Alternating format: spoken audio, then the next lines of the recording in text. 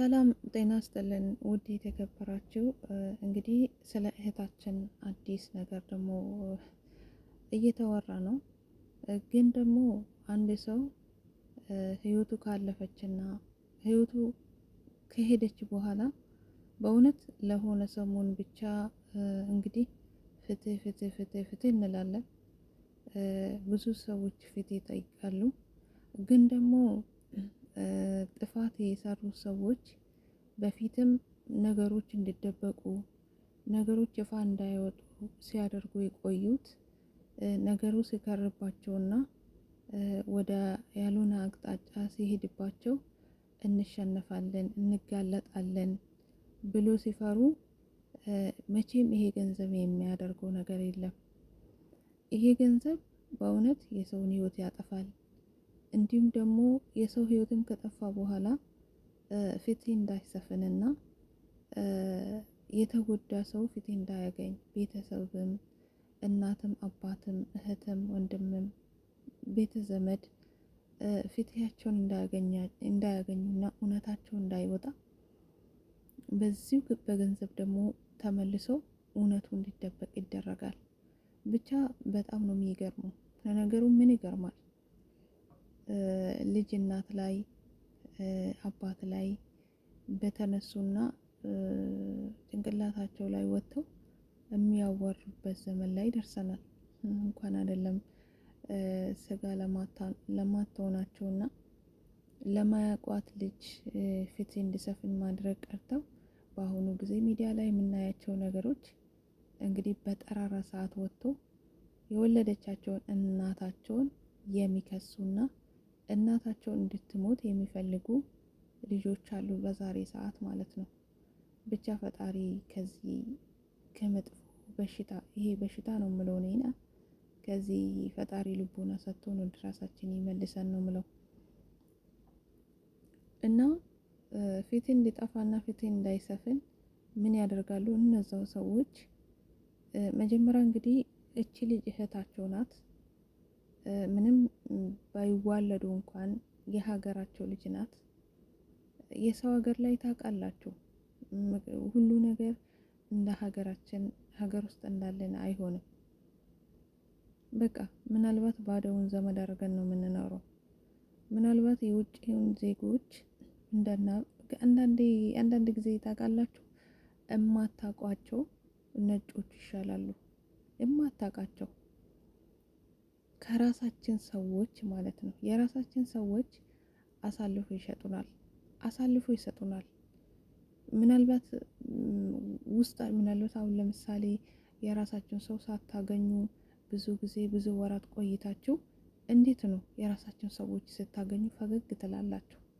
ግን እነዛ ሰዎች ደግሞ እንደናንተ አይሆኑም። ምናልባት ተጎድታችሁ ምናልባት ጉዳት ደርሶባችሁ ወደ እነሱ ብትሸሹ እንኳን ከሸሻችሁበት እንትን ነገር ንዴቱ ሳይበርድላችሁ ወደዛ ወደ ንዴት ተመልሰው የሚሰዱት ነገር ይኖራል ማለት ነው። እናም እነዚህ ሰዎች እንግዲህ በፊትም ልጅቷ ስትቀበር እንግዲህ ያለ ፍቃድ ያለ ምንም ነገር አይቀብሩም። ያለ ፍቃድ እንደው ይቀመጣል ሬሳው እንጂ ማለት ነው። ሆይ ሆይ ብሎ ነገሮች እንዲደበቁና ነገሮች እንዳይወጡ ምን ሆና እንደሞተች ምን እንደሆነች ምን እንደገጠማት ተመርምራው እንዳይታወቅ እንግዲህ እንድትቀበር ተደርጓል። ከዛስ ነገሮቹ ህዝቡም ደግሞ አንቀመጥም እውነታው እስከሚወጣ ድረስ ብሎ በእውነት እግዚአብሔር የባረካቸውና ፈጣሪ ቀና ልቦና የሰጣቸው ኢትዮጵያኖች ደግሞ አሉ፣ ክፉዎችም እንዳሉ ማለት ነው። ቀንና ሌሊት እንቅልፋቸውን ትቶ የራሳቸውን ስራ ትቶ እውነታውን የሚፈልጉና ፍትህ እንዲሰፍን የሚፈልጉ ሰዎች አሉ። እነዛ ሰዎች ደግሞ ፈጣሪ ጉልበታቸውን ያበርታላቸው፣ ጉልበታቸውን ይባርክላቸው፣ በእውነት ጤና እድሜ ይስጣቸው። ለኢትዮጵያኖች የሚቆሙ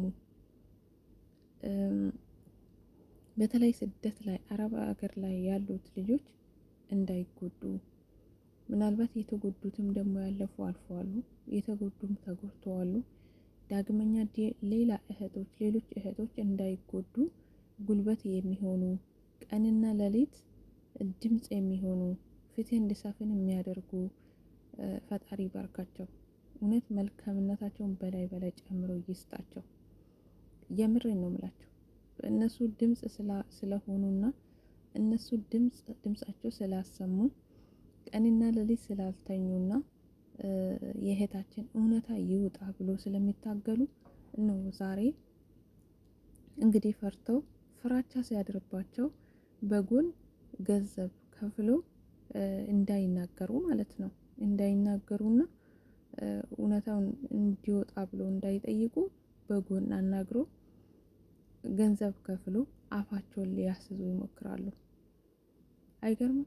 ምክንያቱም ነገሩ እንደሚከርና እውነታው ሲወጣ ደግሞ እነዛ ሰዎች መቀጣት እንዳለባቸው ሲገባቸው በገንዘብ አፋቸውን ሊያስዙ ይሞክራሉ ማለት ነው።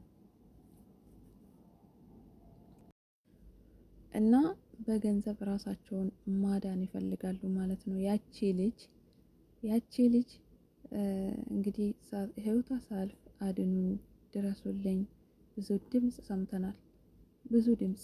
ምክንያቱም እንዲያድኗትም ደግሞ እንግዲህ በእርግጠኝነት እንዲያድኗትም ሸሽታ ወደ እነሱ ሄዳለች።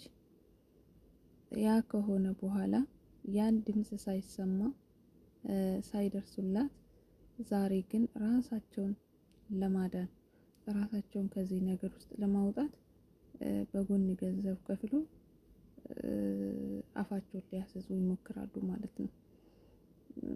እንግዲህ ገንዘብ እንዲከፈላቸው የተጠየቁ አካላቶችም የልጅቷ እውነት እንዲወጣ፣ የልጅቷ እውነት ብቻ አይደለም ከዚህ በፊትም የተጎዱ ብዙዎች አሉ።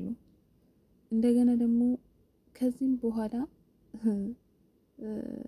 እድል የሚጠብቃቸው ይኖራሉ፣ አይታወቅም። ለነዛ ሁላ ትምህርት ይሆናል ይሄ ነገር እስከ መጨረሻው ድረስ እውነታ እንዲወጣና ፍርድ እንዲያገኙ እርምጃ እንዲወሰድባቸውና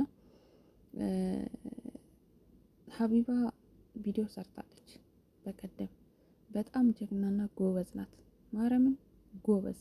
ምክንያቱም የሰው ሀገር የሌላ ሰው ሀገር ቢሮ እኮ ማለት ነው ማርያምን ቶሎ ፈጣኝ ደራሽ ነው።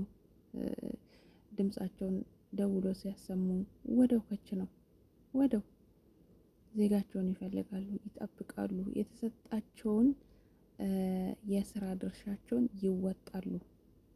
በቃ ዜጋቸው ነው።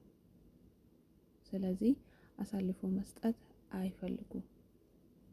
አሳልፎ ቤት ድረስ እስከ መሄድ ድረስ ቤት ድረስ እየሄዱ ይጎበኛሉ።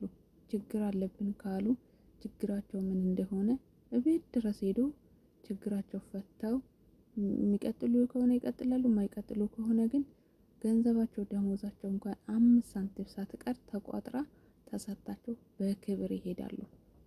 የኛ እንግዲህ እንደምታወቀው ወደ ቢሮ እንኳን ቢሸሽ በስነ ስርዓቱ ከሰዎቹ ጋር እንኳን ቢሄድ እዛ ጥፊ ቀምሰው ነው ወደ ነበርሽበት ተመለሽ ትባላለች። ወደ ነበርሽበት ሄደሽ ቁጭ ብለሽ ስሪ ትባላለች። ከዚህ ተናዳ የሀገሬ ኤምባሲ ያለ ብላ ስትሄድ እዛ ተቆጥቷት ሰዎች ፊት አዋርዷት ፊቷ ላይ ተፍቷት ይመልሷታል ማለት ነው። ስለዚህ እነሱስ ታዲያ እንዴት ያዝናሉ? እንዴትስ ሆኖ ያዝናሉ? እንዴትስ ሆኖ እንክብካቤን ተውት። እንዴትስ አድርጎ እንደ ሰው ቆጥሮ እንደ ሰው ክብር ይሰጣሉ?